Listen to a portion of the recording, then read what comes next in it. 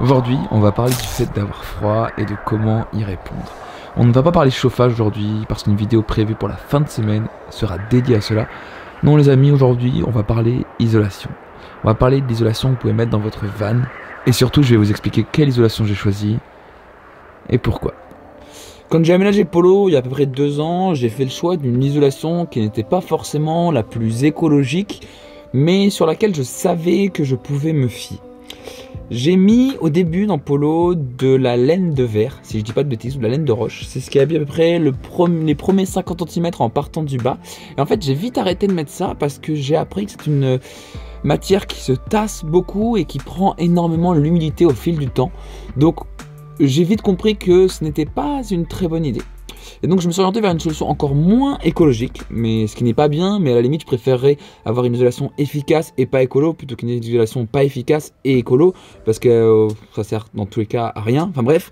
Et du coup j'ai mis ce que l'on appelle du polystyrène extrudé. Vous connaissez tous le polystyrène, c'est généralement ce qui est dans les cartons justement pour du transport, ce genre de choses, cette matière blanche un peu.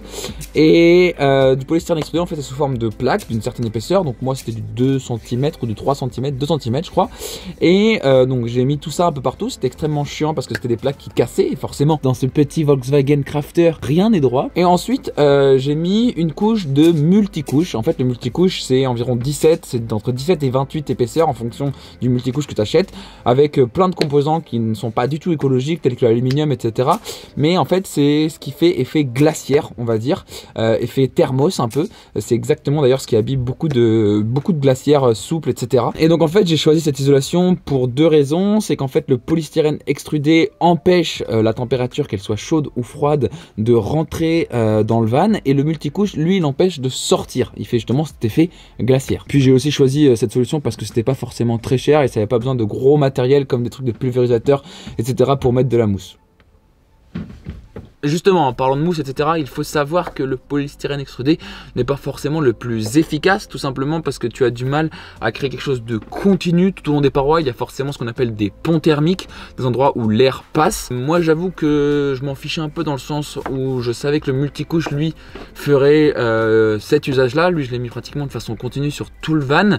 Et puis, de toute façon, enfin, on parle d'un van, donc dans tous les cas, l'isolation ne peut pas être au top du top, à part si, bien évidemment, vous êtes sur des camions style camion caisse ou des gros poids lourds qui ont des murs extrêmement droits et pour lesquels en fait on fait pratiquement des isolations de maison. D'ailleurs je suis tombé sur un de ces camions caisse qui est magnifique, allez le checker, c'est Hugo on the Road sur Instagram, ils viennent de le refaire, il est magnifique, vraiment il est magnifique. Donc je disais que cette isolation n'est pas forcément la meilleure qui soit, mais j'ai été agréablement surpris. Je vais te parler sur 3 points qui sont importants pour moi à considérer pour une isolation. Il y a l'isolation donc en été. Est-ce que le van est assez frais? La réponse pour moi est oui. Alors ça l'a toujours été, c'est-à-dire que entre la grille à l'arrière, la grille à l'avant et le lanterneau, l'air circule suffisamment pour rafraîchir le tout, même en plein cagnard. Et donc l'isolation fait plutôt bien son taf. Cet effet glaciaire dont je parlais tout à l'heure fait plutôt bien son taf, donc ça c'est chouette. Le deuxième point sur lequel je ne m'attendais pas, mais alors pas du tout à ce que ce soit aussi bien, c'est l'isolation du bruit. Franchement, ça m'est arrivé de dormir le long de routes ultra passantes et je suis plus emmerdé par le camion qui bouge que par les bruits extérieurs. Donc comme quoi ça marche plutôt bien. Je pense que le lambris autour aussi il joue pas mal, enfin le bois en tout cas. Je pense que ça amortit pas mal les bruits et ça c'est plutôt chouette. Donc franchement sur ce deuxième point c'est vraiment cool. Et enfin le dernier point, le plus important me diras-tu, c'est l'isolation en hiver. Alors là je dois avouer que quoi qu'il arrive, la température descend quand même assez drastiquement. J'ai quand même fait un hiver sans chauffage dans le van. C'est pas la nuit le plus dur, c'est le réveil quand il fait négatif dans le van et que tu dois sortir du lit pour t'habiller, pour faire chauffer le réchaud qui réchauffe un minimum la pièce, pour te dépêcher d'aller dans un café, prendre un café chaud, pour... Donc j'ai installé un chauffage, ce qui fait que la température est bien plus agréable et bien plus supportable maintenant, même en hiver. Donc comme je le disais, l'isolation en hiver sans chauffage n'est pas forcément top, mais ça c'est logique en fait, à part dans les maisons passives etc, c'est également le cas. Mais par contre, depuis que j'ai mis le chauffage, donc je vous en parlerai dans une vidéo en fin de semaine, comme je disais, et ben c'est incroyable en fait, le chauffage est magnifique, il marche super bien et je pense que l'isolation fait également son taf et garde la chaleur produite par le chauffage. Donc vraiment je m'y retrouve super bien et j'en suis extrêmement content. Voilà, donc c'était ma petite isolation, polystyrène multicouche. J'ai fait pas mal de vidéos sur le sujet il y a quelques mois maintenant, voire quelques années, donc n'hésitez pas à aller checker tout ça. Je sais plus ce que je dois dire après. Voilà, pour conclure, je dirais qu'il ne faut pas s'attendre à des miracles dans un van. Dans tous les cas, vous aurez forcément des ponts thermiques, vous aurez forcément froid ou chaud.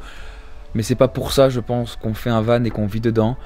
Bien évidemment, c'est important de mettre toutes les chances de son côté pour se sentir le mieux possible. Moi, ce qui a vraiment fait la différence, c'est le chauffage, comme je vous le disais. Mais je suis très content d'avoir mis cette isolation parce que l'été, c'est vraiment, vraiment chouette. Voilà, j'ai l'impression de me répéter, mais bah, je vous dis à demain. Peut-être, je sais pas encore. Et en tout cas, portez-vous bien. Bisous.